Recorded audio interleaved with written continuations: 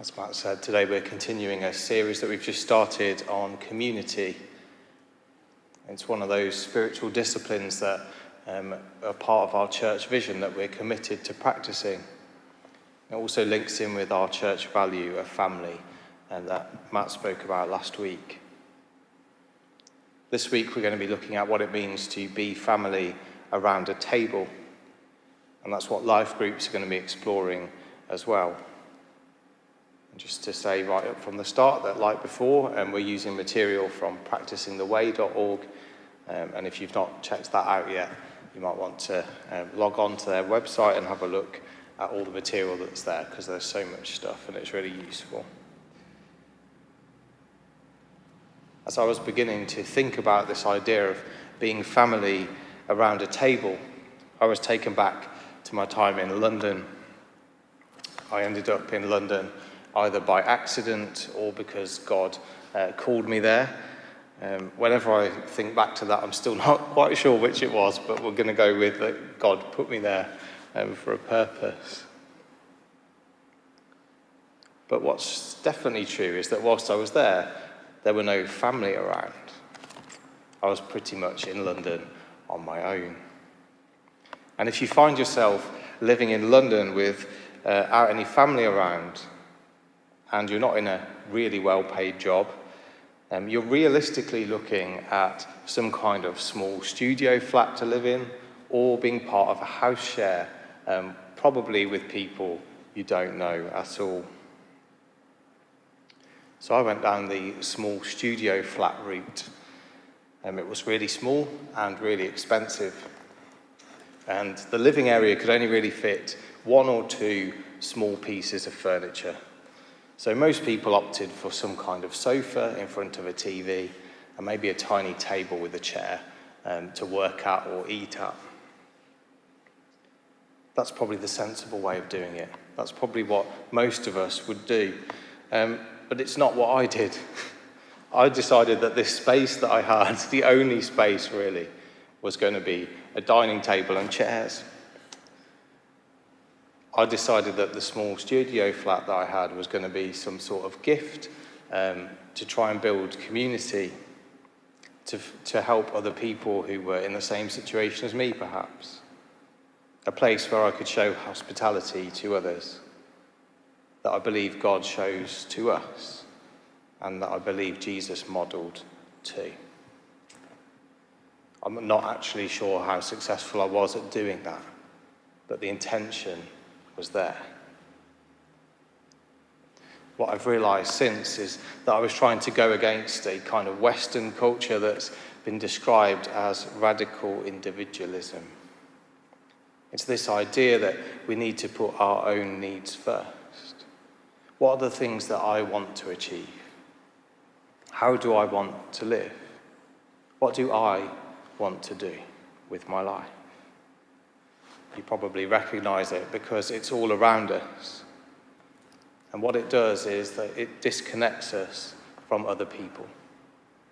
We're encouraged to pursue our own desires without thinking about what it means for other people, for our neighbourhoods and our communities, or even for our planet. And if we pursue this radical individualism, it actually leads to isolation and loneliness. Probably for us, but if not us, definitely for other people who miss out on the connections that we would have built otherwise. And loneliness is a big problem in our nation. It has a big impact on people's well-being, especially their mental health.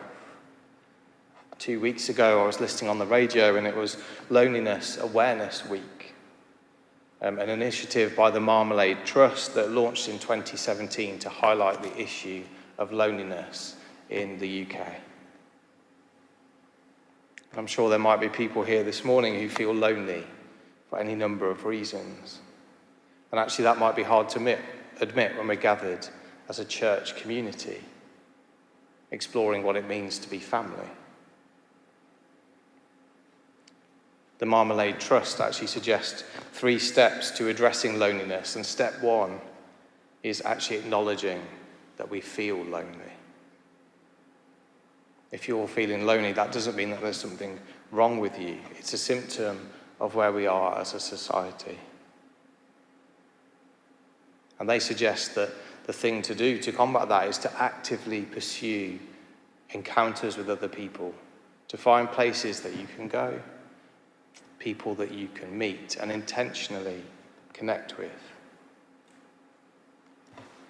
What all this points to is that we were made for community, and we are formed in community. Those verses that Matt just read from Genesis chapter 1 remind us that human beings are made in the image and likeness of God. And God said, "Let us make humankind in our image according to our likeness." That use of the word us and our has been taken as evidence for the Trinity. And I'm not going to do that again. But this idea that God is community, a relationship between Father, Son, and Holy Spirit. And if we're created in the image and likeness of God, then we're community too, or created for community at least. So perhaps it's no surprise that Jesus began his ministry by calling people to be in community with him. Our gospel reading told us about the 12 that he called to him, to be with him, to journey with him, to do life with him, to be apprentices in the way. It's interesting that we're thinking about church as family, when just a few verses later, Jesus seems to challenge the whole idea of family. And who is family? His birth family were outside, but the group of people inside listening were the ones that he actually ended up referring to as his siblings. When we hear that word family, we can be tempted to think of a nuclear family, perhaps 2 parents, a couple of children. But in Jesus' time and culture, family would have been a much broader a thing, including all like cousins and the wider family. It still would have been primarily biological, but it would have been a much broader group of people.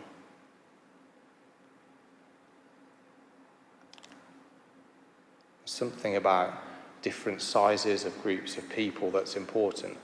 And there's been a lot of research into how many relationships people can sustain, and one idea is called Dunbar's number, which I've also heard about on the radio, but I've got a picture that tries to represent it, if you can see it.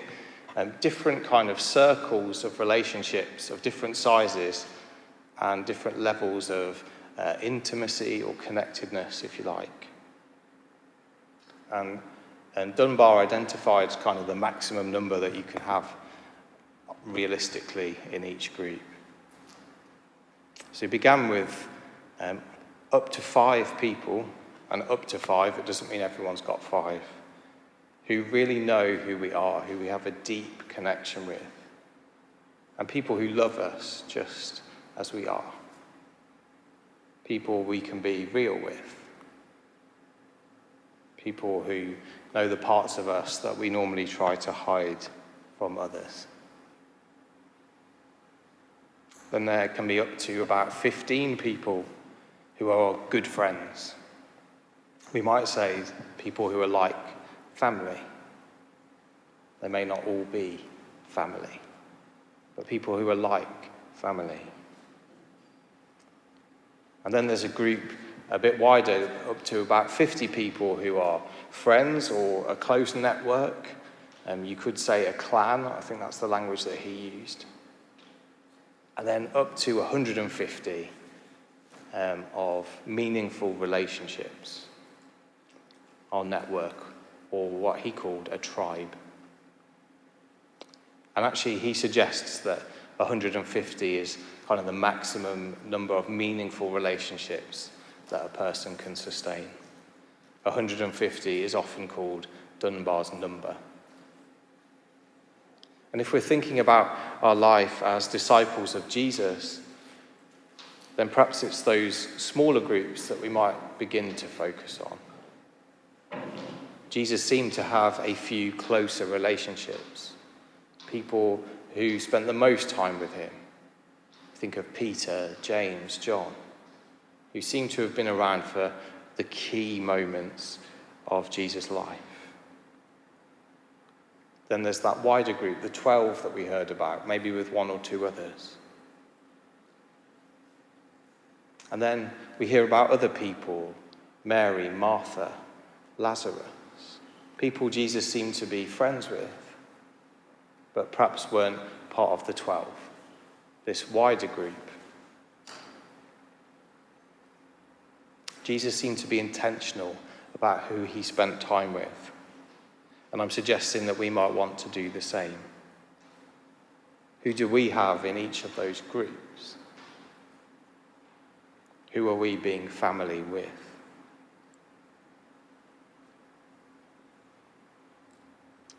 Then there's this question of how are we being family?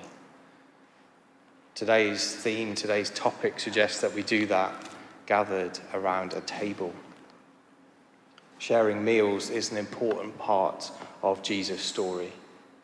Read the Gospels, especially Luke, and you'll find that Jesus is often eating with people. And not just the disciples, actually, but especially with them. One of the last things he did before he died was share a meal with them. And after his resurrection, we're told that he ate with them too. In the book of Acts, we hear about how the early church gathered in homes and broke bread together. They were devoted to the breaking of bread. And we can spend all day probably arguing about whether that's referring to sharing a meal or celebrating something like Holy Communion. But they were definitely eating together. To be honest, the way that we celebrate communion's changed over time, but it's supposed to be a foretaste of a heavenly banquet. For me, being family around a table as a church means gathering for Holy Communion, but it also means gathering as smaller groups in homes where we're able to talk things over whilst we share food together. In our last church, Gemma and I hosted a young adults group in our home, and we met every week unless we were away. And there was always food, there was always an opportunity to open the Bible together and find out what it means for us, and to pray for each other.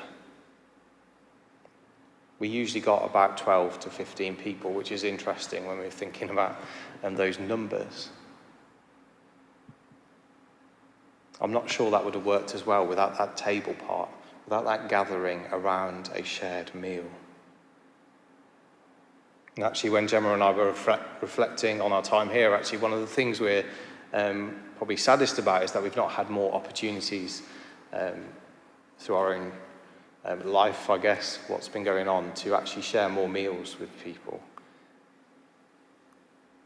It's good and important to share meals together. And of course, there can be challenges to that culturally, challenges that go against that individualistic way of seeing the world. Perhaps there's some things around class and sharing meals that are different for different people here. For some of us, it might seem like the most natural thing to do. For others, it might seem impossible. But sharing a meal gives us an opportunity to spend quality time together, to form deeper relationships where we can share the reality of life as a disciple of Jesus.